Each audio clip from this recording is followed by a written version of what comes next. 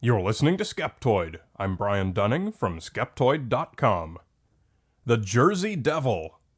For 8 days in 1909, residents of New Jersey were terrorized by one of the strangest creatures in all of legend. Called the Jersey Devil, it stood a little shorter than a man with the body of a serpent and the head of a horse. It had cloven hooves on its feet, its 2 arms were small and rarely used, and it had a devil's forked tail. Most notably, it flew on great leathery batlike wings and had a horrifying screech.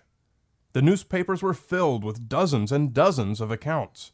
The Jersey Devil killed chickens and dogs, flapped and screeched and chased residents, and left cloven footprints in the snow all throughout the region. Police officers, fire departments, and public officials were named in the reports.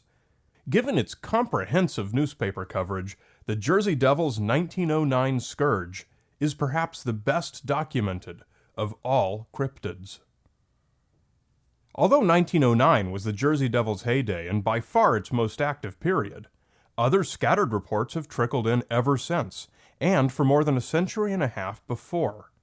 The history of the Jersey Devil's beginnings is widely available on the internet and in print, and is often, in fact, disappointingly copy and pasted from one article to another. There are references to the earliest and best sources, but little effort seems to have been made to go back and actually dig them up. If we want to learn what the true cause of these reports was, we need to go back to the original sources and avoid the recycled retellings published today. Here's what we know for a fact from historical records.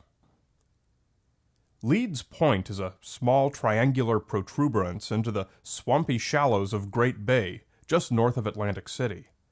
The surrounding area is called the Pine Barrens, 1 million acres of dense pine trees where a disoriented traveler could quickly become lost.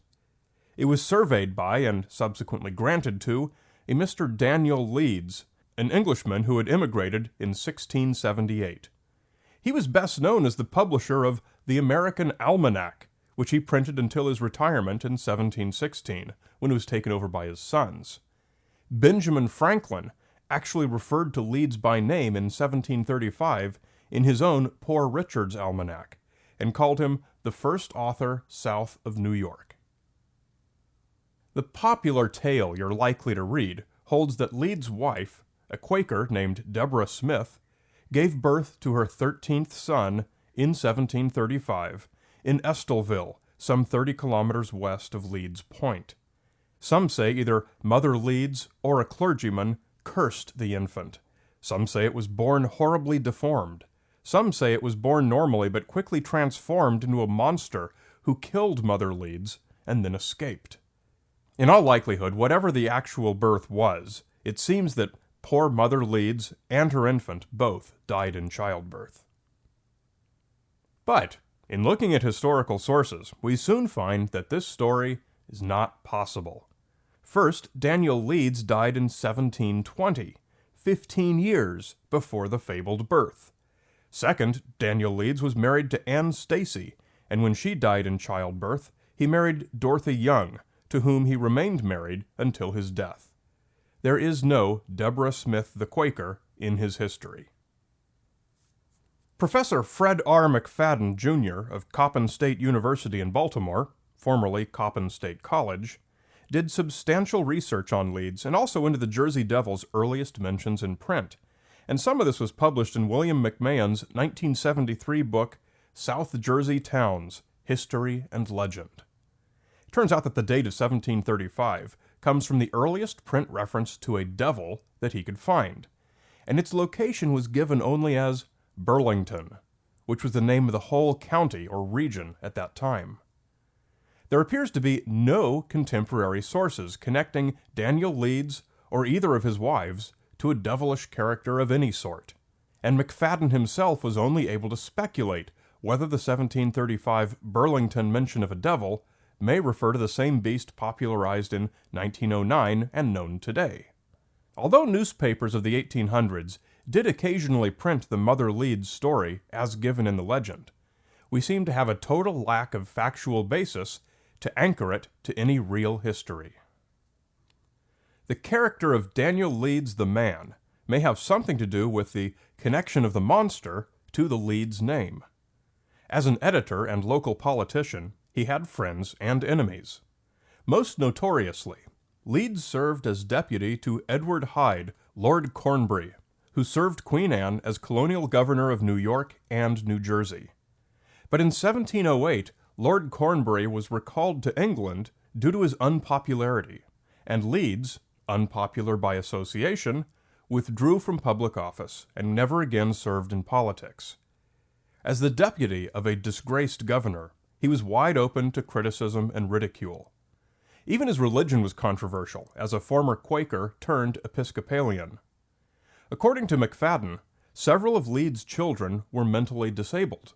Putting all of these facts and allegations together, Daniel Leeds was a gigantic, easy target for anyone who wanted a name upon which to hang a ghastly monster tale.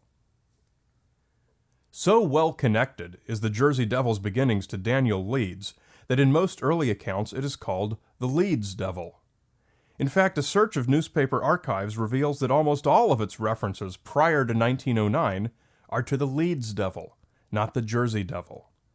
The namesakery bears the strong stench of politics. When Thomas Edison wanted to discredit the alternating current promoted by Westinghouse, he tried to frighten the public away from it by referring to electrocution as Westinghousing. In the 1800s, when reports began to appear, Daniel Leeds was long dead, but his was a well-known name, and newly minted Americans were always happy to have a British loyalist at whom to throw mud. By 1909, nobody cared about Daniel Leeds anymore, and the creature has mainly been known as the Jersey Devil ever since. Investigator Joe Nickel has found another source for the 1909 reports. In 1909, the monster was revived by a hoax. Displayed in a private museum in Philadelphia, the creature was actually a kangaroo outfitted with fake wings affixed by a harness. To make it leap at spectators when the curtain was drawn, a boy hidden at the rear of the cage prodded the unfortunate animal with a stick. The exact date of this exhibit is not clear, but there's at least one clue that indicates it was an attempt to capitalize on the existing devil craze, rather than the spark that ignited it. McFadden writes that Gloucester County archivist R.C. Arcott tracked down a photograph of cloven footprints on a snowy porch, dated 1908, the beginning of the period during which the footprints were reported. Nichols' date of January 1909 for the hoax exhibit strongly suggests that the hoax did not initiate the 1909 cluster of sightings. So what did start things off? We don't know, and at this late date we probably never will. It's always better to admit that we don't know facts that we don't know, rather than to assert that the lack of strong testable evidence means nothing happened at all. In most cases like this, some of the sightings turn out to be mistaken identifications of everyday animals or something else. There's one decent candidate that's been put forward for the Jersey Devil, and that's the New Jersey species of the sandhill crane. It's a big, slender bird. It can stand tall, and it can spread and flap its 2-meter bat-like wings. However, in 1887, a J.A. Singley wrote into the Galveston Daily News that in his experience, the Leeds Devil, described as a bugaboo bird by correspondent Sam E. Hayes, was probably just a barn owl. The bird has an uncanny appearance generally, and this, aided by a lively imagination, has probably originated the blood-curdling story of the Leeds Devil. Cranes were also suggested as a likely cause of the 1909 footprints. In 1926, Alfred Heston wrote in Jersey Wagon Jaunts that residents of Salem called the 1909 creature the Ostrich Devil. I was not able to track down a copy of the Arcott photograph, but McFadden did note that cranes were often associated with the type of tracks reported. Moreover, there are birds that hop with both feet together for whom there's no rational foundation to be ruled out. And as we discussed when examining the similar case of the Devon, England footprints from 1855, there are lots of common animals that might have been responsible for the footprints. Of course, most of these suggestions for alternate explanations of individual bits and pieces of the Jersey Devil canon are really just supposition.